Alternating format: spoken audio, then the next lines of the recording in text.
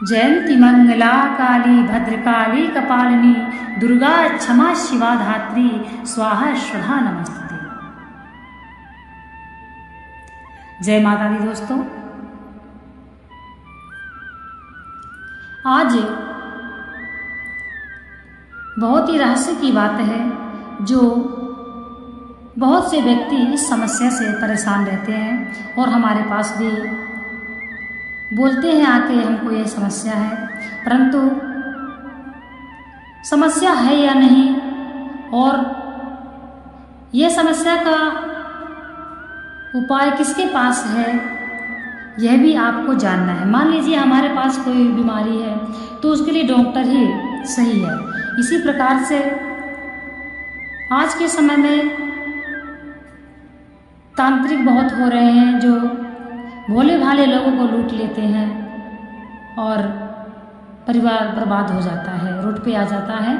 तो यदि किसी को ऐसी समस्याएं हैं तो किसी जानकार व्यक्ति के द्वारा ही उपाय करवाएं। सबसे बड़ी बात हम आपको बताएंगे कि प्रेत बाधा,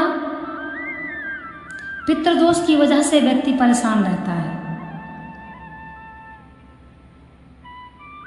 इसलिए इसका भी उपाय है।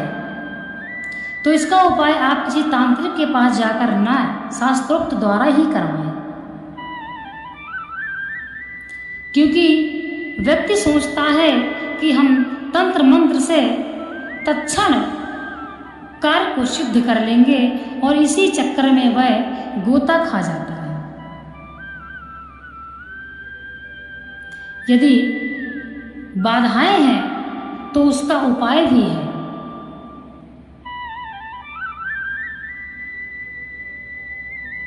इसीलिए कहा गया है कि जब भी कोई व्यक्ति अपना मकान बनवाता है तो जिस जमीन पर आपको मकान बनवाना है पहले वहां पर जो नियम होते हैं, क्योंकि जिस खाली जगह पर मान लीजिए कोई हम प्लॉट ले रहे हैं, वहां पर हम नया मकान बनवा रहे हैं और हमको यह पता नहीं है कि उस जमीन पर यदि कोई आत्मा का वास है, कोई दुखित आत्मा है, वह पहले से वहां पर वास कर रही है तो बाद में हमको वह परेशान कर सकती है।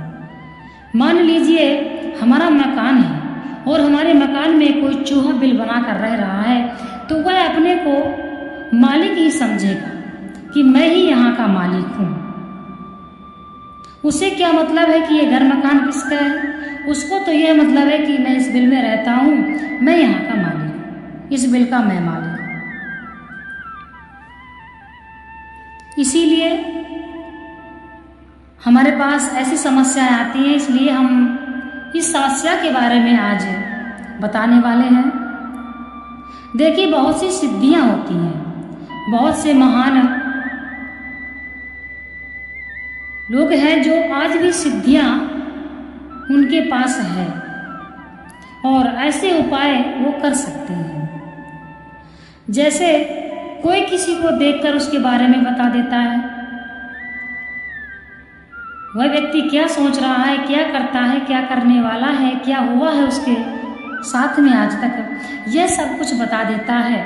तो लोग कहते हैं यह चीज़ तो उसको पहले से मालूम होगी, लेकिन एक की, दो की, चार की किसकी मालूम होगी? वो तो सबकी बताता है। तो यह सिद्धियां होती हैं। एक होती है कर्ण पिशाचनी सिद्धि।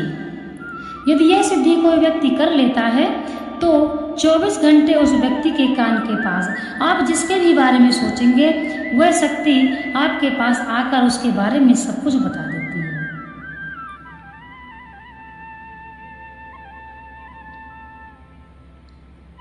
यदि कोई कहता है कि मुझे मेरे घर में छाया दिख रहा है, सपने में मुझे कोई दिखता है, तो इसका कारण यह भी हो सकता है कि आपके घर में अवश्य प्रेत बाधा है। तो इसके निवारण के लिए किसी सही व्यक्ति के पास जाएं और इसका निवारण करवाएं, क्योंकि एक दुखित आत्मा को तंत्र विद्या करवाना किसी के लिए भी ठीक नहीं है। यदि आपको ऐसी कोई समस्याएं हो रही हैं तो तंत्र विद्या ही इसके लिए नहीं है, परंतु जो भी हिंदू धर्म में शास्त्रोक्त विधि से भी इसके उपाय हैं।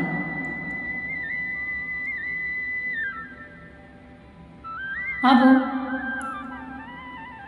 नए नए तांत्रिक नई नई शक्तियों का प्रदर्शन हो रहा है। धर्म के नाम पर जो पाखंड है उस पर लोग अंधविश्वास करके बहुत पैसा लगा देते हैं और ज़मीन भी बेच देते हैं तथा बाद में कुछ हाथ नहीं लगता, पछताना पड़ता है। तो इस बात का ध्यान दें, यह बाधा हो सकती है परंतु इसका जो निवारण है वह शास्त्रोक्त ही होना चाहिए, तांत्रिक विधि से नहीं। यदि आपको ऐसा लगता है कि हमें हमारे आसपास कोई रहता है, कोई छाया दिखती है या घर में कोई बाधा है, तो आप दुर्गा कवच प्रारंभ कर दीजिए। दुर्गा कवच का पाठ आप करिए, सुनाइए, घर में बच्चों को भी बैठाकर सुनाइए। तो आपके शरीर की और आपके पूरे परिवार की रक्षा माता रानी करेंगी। परंतु किसी भी तांत्रिक के ऐसे चक्कर में नहीं पड़ना चाहिए, क्योंकि आजकल आप यही देखते हैं जब भी कोई बहुत परेशान होता है तो बस ठीक हो जाए, इतना परेशान होता है कि बस ठीक हो जाए, कितना पैसा लग जाए परंतु हमारी ये बाधा हट जाए। हमको किसी ने ऐसा बताया है और हमको ये बाधा बहुत परेशान कर रही है, हम परेशान हैं। तो इसीलिए जब व्यक्ति परेशान होगा तो वह पैसा लगा देता है, परंतु फिर भी वह परेशानी खत्म नहीं होती है। इसलिए इन बातों पर ध्यान दें। हर व्यक्ति सिद्धि नहीं कर सकता है, आधी जिंदगी वह सिद्धियां करने में लगा देगा, तब जाके आधी जिंदगी के बाद वह चमत्कार कर पाएगा। इसीलिए बहुत सी ऐसी सिद्धियां हैं, डाकनी, शाकनी, पिशाचनी, कर्ण पिशाचनी। एक होती है सिद्धि जो वार्तालाप करती है और एक होती है जो आपके कानों में हर बात बताती है, उसे बोलते हैं कर्ण पिशाचनी। अपना ध्यान दें, जिस मकान में रहते हैं उसमें वास्तु दोष नहीं होना चाहिए, इसीलिए गृह प्रवेश के समय वास्तु की पूजा करवाई जाती है। जब भी आपका गृह प्रवेश हो तो वास्तु चक्र अवश्य बनवाएं और उनकी पूजा अवश्य करवाएं, क्योंकि उनको ब्रह्मा जी का वरदान है कि जब भी कोई नया मकान बनेगा, यदि उसमें आपको भोग नहीं मिलेगा तो आप उसको परेशान करें। परंतु जिस घर में नया मकान बनता है और वहाँ पर वास्तु पूजा हो जाती है तो वहाँ पर वास्तु दोष शांत हो जाता है। तो इन बातों को ध्यान दीजिए। श्राद्ध पक्ष में भी बहुत सी बातें हैं जो हम आपको बता चुके हैं पहले भी। रात्रि में भोजन करके बर्तन धुलना चाहिए, रसोई को साफ कर देना चाहिए तथा उठने के बाद प्रातः अपना बिस्तर ठीक कर देना चाहिए। बिस्तर में बैठकर खाना ना खाएं। ये सब बातें यदि आप श्राद्ध पक्ष में करते हैं तो आपको प्रतिबाधा पितृदोष अवश्य लग सकता है। इसी वजह से लोग समझ नहीं पाते हैं, गलतियां कर देते हैं और परेशान रहते हैं।